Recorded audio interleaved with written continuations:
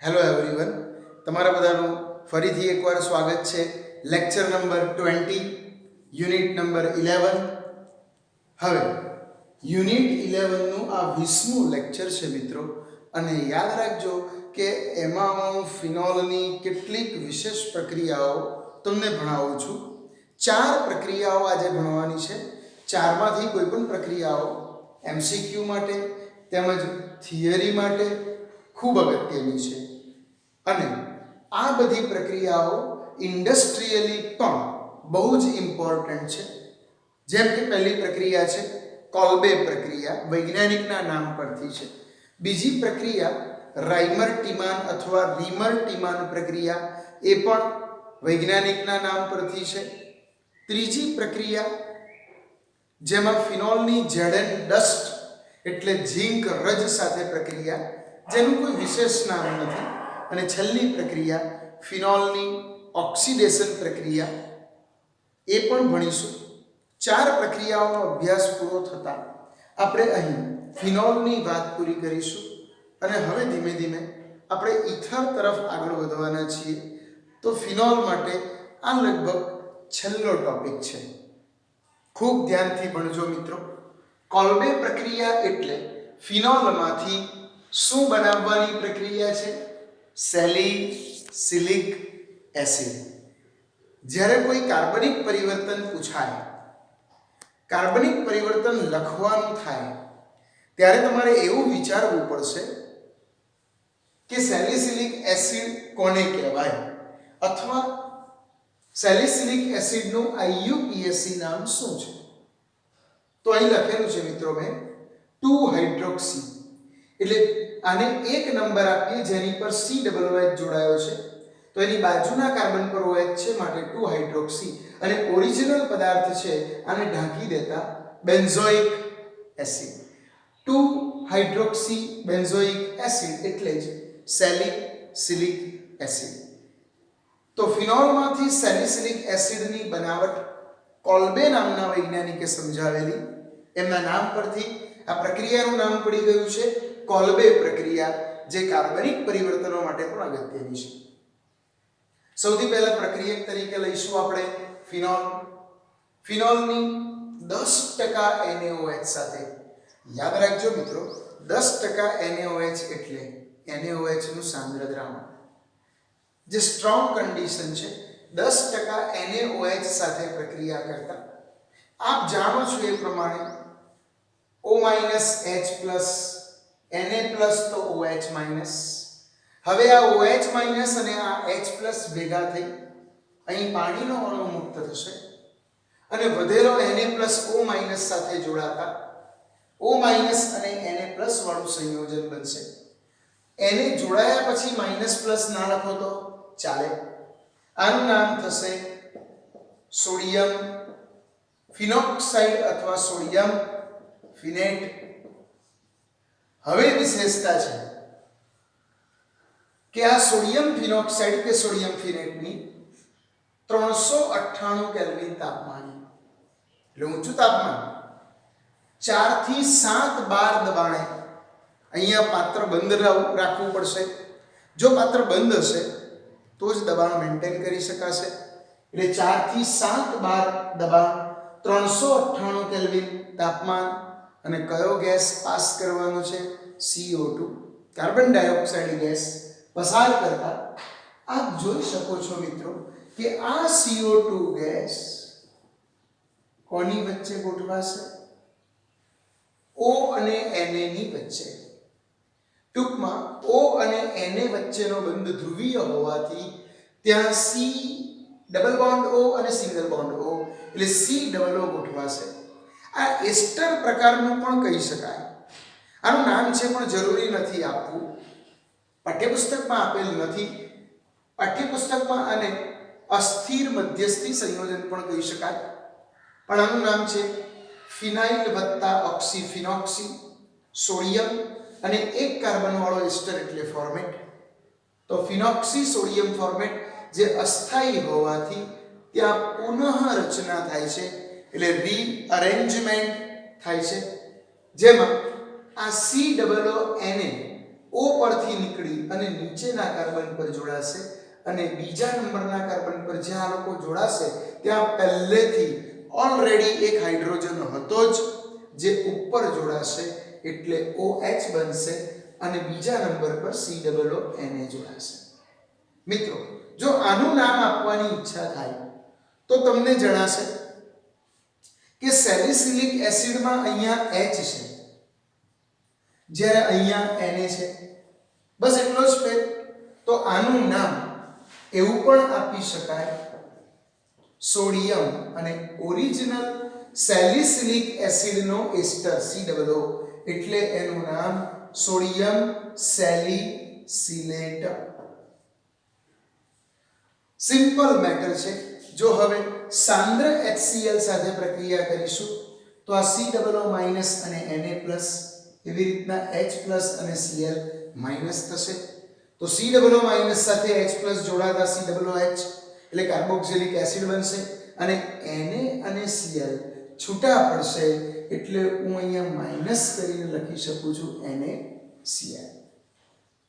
આપણે જે નિપજ જોઈતી હતી તે 2 હાઇડ્રોક્સી બેન્ઝોઇક એસિડ અથવા સેલિસિલિક એસિડ આપણે કેટલા સ્ટેપમાં મેળવી મિત્રો? 1 2 3 અને 4. ખરેખર એને 3 સ્ટેપમાં પણ મેળવી શકાય. કેવી રીતે? પહેલા સ્ટેપમાં 10% NaOH સાથે પ્રક્રિયા કરો એટલે સોડિયમ ફિનોક્સાઇડ મળશે. બીજા સ્ટેપમાં CO2 પસાર કરી અને આ સંયોજન બનાવો. પુનઃરચના વાળું સ્ટેપ જો ન બતાવો અને સીધું જ એમાંથી સાંદ્ર HCl સાથે પ્રક્રિયા કરાવીએ તો સેલિસિલિક એસિડ મળી જશે.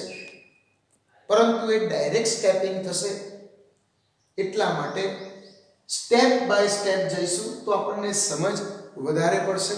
મિત્રો બીજી પ્રક્રિયા છે રીમર-ટીમાન પ્રક્રિયા. આ પણ એક કાર્બનિક પરિવર્તન છે. રીમર-ટીમાન પ્રક્રિયા એટલે ફિનોલમાંથી સેલિસાલ્ડીહાઇડ બનાવવાનું છે. તમે કહેશો કે આ નવું નામ ક્યાંથી આવ્યું? સેલિસિલિક એસિડ એટલે 2 હાઇડ્રોક્સી બેન્ઝોઇક એસિડ. તો આનું નામ છે 2 હાઇડ્રોક્સી બેન્ઝોઇક એસિડ નહીં, બેન્ઝાલ્ડીહાઇડ. ટૂંકમાં અહીંયા COOH ને બદલે CHO આવે તો આલ્ડીહાઇડ આવે તો એનું નામ છે સેલિસાલ્ડીહાઇડ. સેલિસિલિક એસિડ જેવો આલ્ડીહાઇડ. પરંતુ એના સ્ટેપ જોવા પડશે મિત્રો. કેવા? સૌપ્રથમ લઈશું આપણે બેન્ઝીન ઉપર OH ફિનોલ, એની ક્લોરોફોર્મ અને NaOH સાથે પ્રક્રિયા કરાવીશું તો અહીંયાથી એક Cl છૂટો પડશે એટલે કે Cl-. ત્યારબાદ Na+ OH-. એવું પણ કહી શકાય કે અહીંયા OH- અને આ H+ એટલે O- અને H+. તો OH- અને આ H+ છૂટું પડશે પાણી એટલે H2O. Na+ as usual O- સાથે જોડાતા O- અને Na+ બનશે જે દર વખતે બને છે.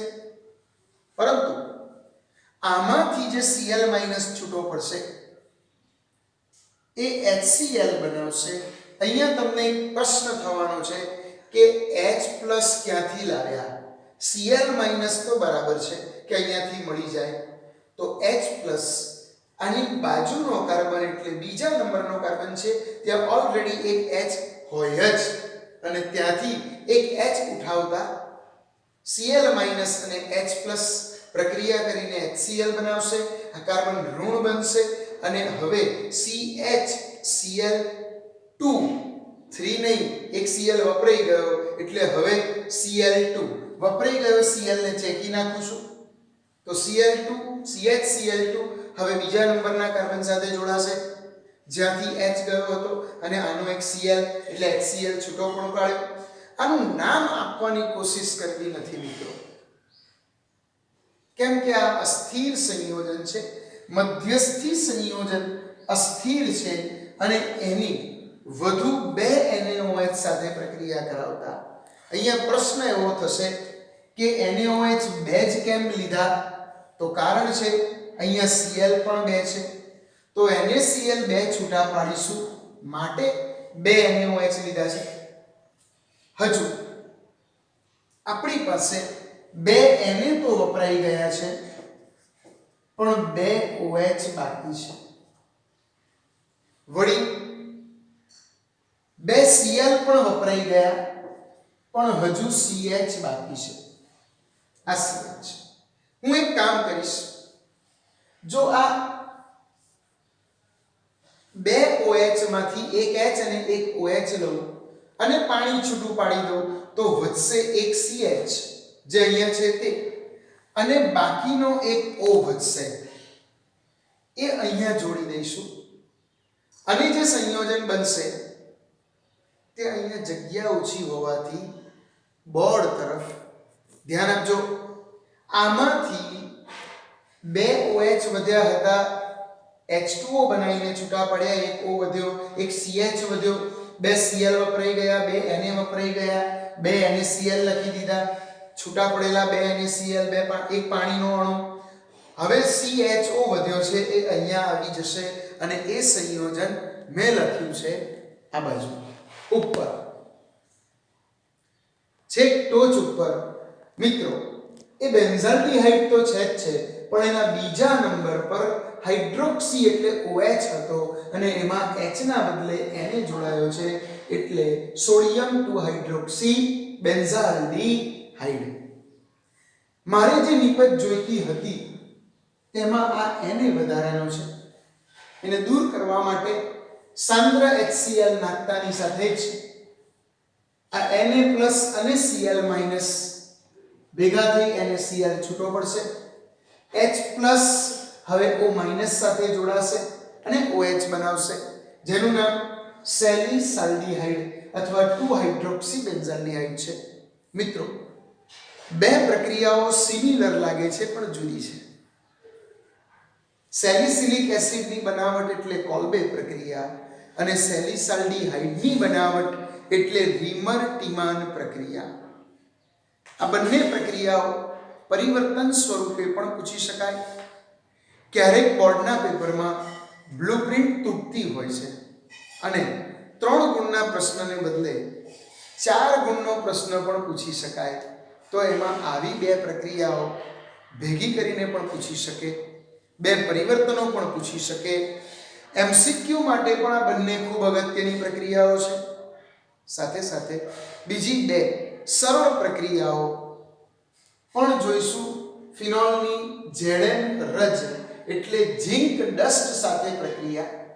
કેટલી સિમ્પલ પ્રક્રિયા છે મિત્રો કે ફિનોલની ઝિંક ડસ્ટ સાથે પ્રક્રિયા કરો ઊંચા તાપમાને, તો ઝિંક ફિનોલનો ઓક્સિજન ચોરી લે છે એટલે ZnO બનાવે છે. અહીં બોર્ડ તરફ લખેલું છે ઝિંક ઓક્સાઇડ. અને જો બેન્ઝીન પરથી OH માંથી O દૂર થાય તો H રહી જાય, જે કોમન વાત છે. બેન્ઝીનના દરેક કાર્બન પર આમ પણ એક H હોય જ છે, એને અલગ દર્શાવવાની જરૂર નથી. એટલે બાકી બચતું સંયોજન ધ વર્લ્ડ ફેમસ બેન્ઝીન છે કે જેના વિશે આપણે ગયા વર્ષે ઘણું બધું ભણ્યા છે. તો ફિનોલમાંથી બેન્ઝીન બનાવવા માટેની એક સરળ પ્રક્રિયા Zn ડસ્ટ સાથે એને ગરમ કરો. તો આ પ્રક્રિયા પણ તમને આવડી હશે. મિત્રો આ પ્રક્રિયા દરેક વિદ્યાર્થીને આવડે, બધા વિદ્યાર્થીની ફેવરેટ પ્રક્રિયા છે. પરંતુ પરિવર્તન માટે જ્યારે ફિનોલમાંથી બેન્ઝીન બનાવવાનો આવશે ત્યારે આ પ્રક્રિયા ખૂબ અગત્યની છે અને વારંવાર એનો ઉપયોગ કરીશું. જરા એને યાદ રાખવાની કોશિશ કરજો. હવે થોડુંક ફિનોલનું ઓક્સિડેશન જે ટફ પ્રક્રિયા છે સમજવી. આમ તો હવાની હાજરીમાં આ પ્રક્રિયા થાય. કોની હાજરીમાં? હવાની હાજરીમાં. ચલો હવાની હાજરી એટલે હું તમને અહીંયા O2 લખીને સમજાવું છું. પણ પ્રક્રિયામાં ઉદ્દીપક ક્રોમિક એસિડ છે. ક્રોમિક એસિડ શેમાંથી બને છે? Na2Cr2O7 એટલે સોડિયમ ડાયક્રોમેટ. આપણે લેબમાં જ્યારે પ્રેક્ટિકલ કરીશું ત્યારે હું તમને ક્રોમિક એસિડ બનાવીને બતાવીશ કે સાંદ્ર H2SO4 માં સોડિયમ ડાઇક્રોમેટ ઉમેરવાથી ક્રોમિક એસિડ બને, જે ફિનોલનું ઓક્સિડેશન કરે એટલે O2 ઉમેરી આપે અને ધીમે ધીમે ક્વિનોન બને છે. ક્વિનોન કેવી રીતના બનશે એ આપણે ધીમે રહીને જોઈએ. બોર્ડ પર ધ્યાન આપજો. અહીંયા O2 આપવો એટલે O અને O આપવો એટલે બે ઓક્સિજન આપવા. વિદ્યાર્થી મિત્રો, બે ઓક્સિજન પૈકી એક ઓક્સિજન જો અહીંયા કામ લાગી જાય અને ડબલ બોન્ડ બનાવવા માટે કોઈ પણ બે H દૂર કરવામાં આવે. કેવી રીતે? આપણી પાસે ફિનોલનો એક હાઇડ્રોજન છે એટલે હું લખીશ H, અને બેન્ઝીનના પેરા સ્થાનમાં એક હાઇડ્રોજન હોય એટલે હું લખીશ H. તો મિત્રો HOH એટલે H2O પાણી બનશે અને એક O વધ્યો છે એ પેરા સ્થાનમાં આ રીતના જોડાશે. સામ સામે ઓક્સિજન હોય, ડબલ બોન્ડ થી હોય અને બેન્ઝીન ચક્રમાં સામ સામે દ્વિબંધ આવતા હોય તો એનું નામ બેન્ઝોક્વિનોન છે અથવા બેન્ઝીન 1,4 ડાયોન. બે કીટોન છે. તમે કહેશો કે સાહેબ આમાં કાર્બનની સંયોજકતા 4 થતી નથી. થઈ જ જાય. આપણે ગણીને ચેક કરીશું.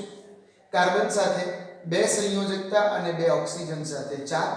અહીંયા એક હાઇડ્રોજન હશે, અહીંયા પણ એક હાઇડ્રોજન, અહીંયા એક હાઇડ્રોજન, અહીંયા પણ એક હાઇડ્રોજન, અને 3 સંયોજકતા દેખાય છે, ચોથો હાઇડ્રોજન હશે. આ કાર્બનની સંયોજકતા 2 નીચે અને 2 સાઈડમાં એટલે 4 થઈ ગઈ. ઓક્સિજનની 2 થવી જોઈએ.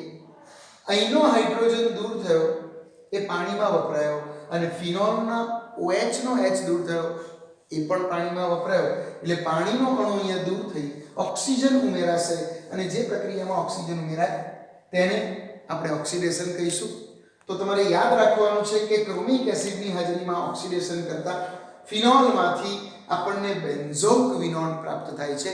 બેન્ઝોક્વિનોનનું સ્ટ્રક્ચર યાદ રાખજો.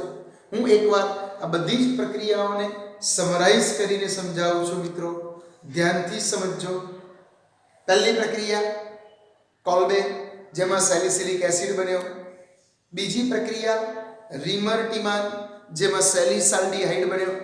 અને ત્રીજી પ્રક્રિયા ઝેડએન ડસ્ટ સાથે, જેમાં બેન્ઝીન બન્યો. અને ચોથી પ્રક્રિયા ઓક્સિડેશન, જેમાં બેન્ઝોક્વિનોન બન્યો. ચારેય પ્રક્રિયાઓ ફિનોલમાંથી કોઈકની બનાવટ છે અને કાર્બનિક પરિવર્તનો માટે ખૂબ અગત્યની આ પ્રક્રિયાઓ આપણે તૈયાર કરીશું મિત્રો. આની સાથે ફિનોલની કેટલીક વિશિષ્ટ પ્રક્રિયાઓ હું પૂર્ણ કરું છું. હવે પછી 21મા લેક્ચરમાં આપણે ઈથરની બનાવટ, ઈથરના રાસાયણિક અને ભૌતિક ગુણધર્મો વિશે ભણીશું. ખૂબ જ મહેનત કરતા રહો મિત્રો. બાર સાયન્સ એ તમને મળેલી અમૂલ્ય તક છે અને વધુ સમય મળ્યો છે એનો પુષ્કળ લાભ લઈ ખૂબ સરસ કામ કરીશું. Thank you very much.